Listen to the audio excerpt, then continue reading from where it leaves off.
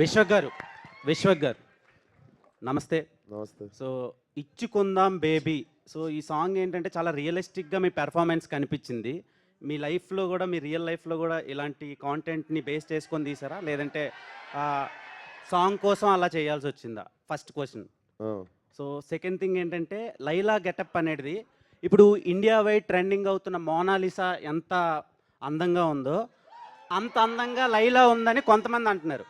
ఇంకొంతమంది KPHB aunty టైప్లో ఉంది అని కొంతమంది అంటున్నారు. సో దాని మీద రెస్పాన్స్ ఏంటి?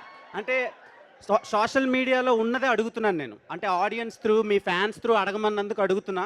సో దాని గురించి ఈ రెండు క్వశ్చన్లకు ఆన్సర్ చెప్పండి. ఇంకో క్వశ్చన్ కూడా ఉంది.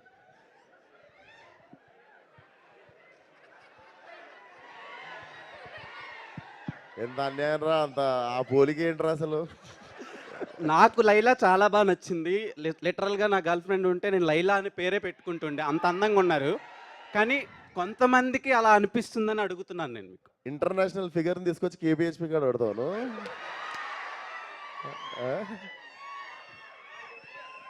ఇంటర్నేషనల్ ఫిగర్ అది దొరకదు కేబిహెచ్పి కాడ.